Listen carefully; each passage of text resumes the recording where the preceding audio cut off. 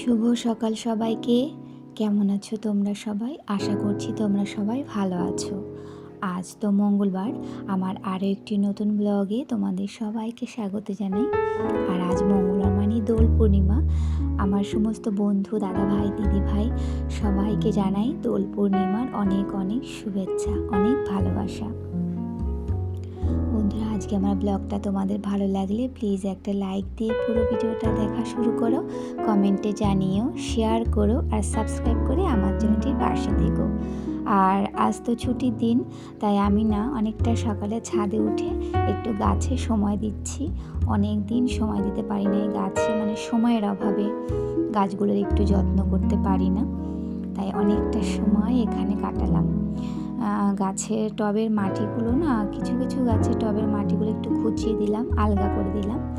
আর tomato গাছগুলোর কিছু পাতা দেখো হলুদ হয়ে যাচ্ছে, ওগুলো একটু কেটে পরিষ্কার করে দিচ্ছি। আর গাছে দেখলাম দুটো টমেটো পেকেছে, মানে সবার প্রথমে যত সম্ভব এই টমেটো দুটো হয়েছিল, ওই দুটো ভাবছি আজকে নিয়ে যাব।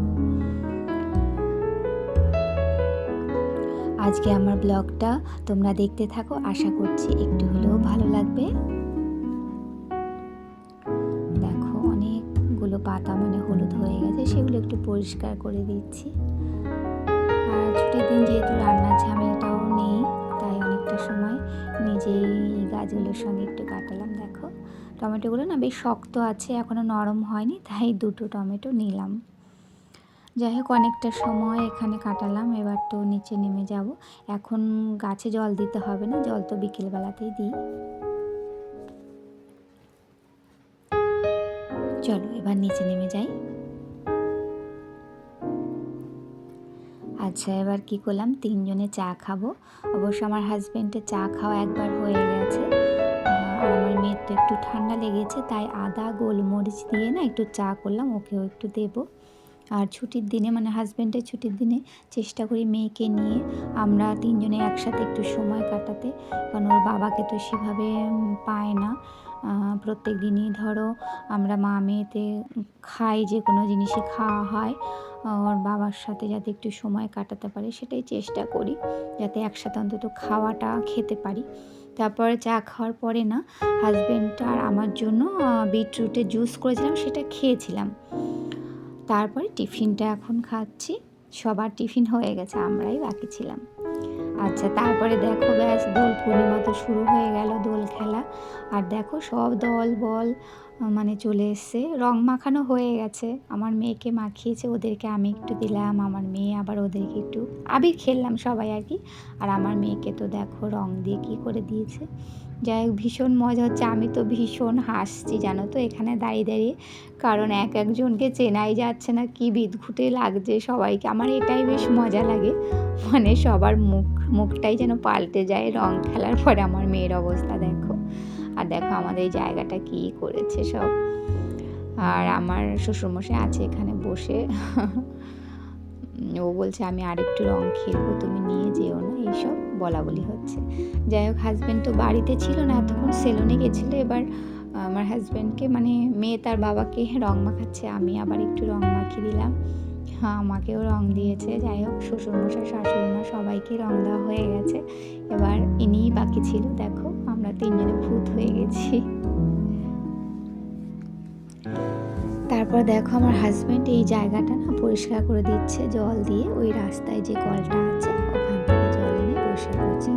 তবে আমার হাজব্যান্ড মানে যথেষ্টই, মানে বাড়িতে থাকলে তার এটাই কাজ, বাড়ি ঘর দর কীভাবে পরিষ্কার পরিচ্ছন্ন রাখবে, মানে তার নিজের কাজ যাবতীয় যত কাজ থাক সে এটা প্রত্যেক ছুটিতে এটা করে, মানে এই জায়গাটা পরিষ্কার করে বাড়ির চারদিকটা বেশ পরিষ্কার পরিচ্ছন্ন রাখে। যাই হোক, অনেক রং খেলা হলো, স্নান করে রান্নাঘরে ঢুকে গেলাম। আর আজকে না একদমই সিম্পল মেনু। এটা হলো মানে প্রায় অনেকটা বড়, আমার হাজব্যান্ড বলল প্রায় 1 কিলো ওজনের একটা বড় শোল মাছ এনেছে, জ্যান্ত মাছ। তো ওটা একটু ঝোল করছি পেঁপে আলু আর শিম দিয়ে, হ্যাঁ।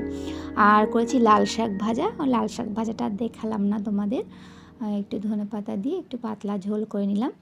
আর করেছিলাম চাটনি। এই হচ্ছে দুপুরের মেনু। আর রাতে একটা মেনু করব, সেটা তোমাদেরকে পরেই দেখাবো। এতক্ষণ পর্যন্ত আমার ভিডিওটা যারা তোমরা দেখছো, তোমাদের সবাইকে অসংখ্য অসংখ্য ধন্যবাদ।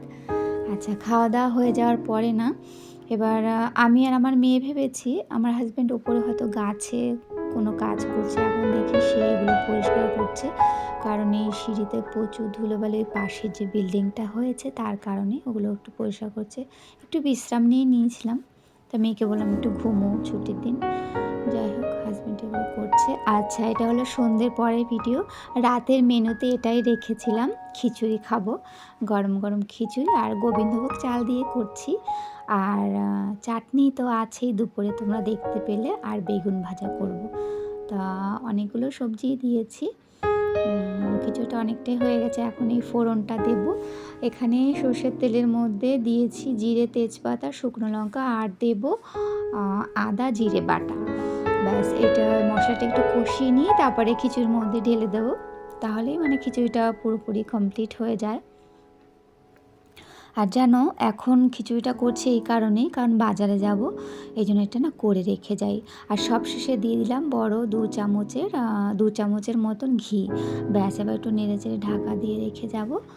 তারপর রাতের বেলা যখন আসবো তখন না, মানে আমার হাজব্যান্ড এটা বললো যে রাতের বেলা যখন সবাই খাবো তখন বেগুন ভাজা করে দিও, তখন গরম গরম তো বেগুন ভাজাটা ভালো লাগবে।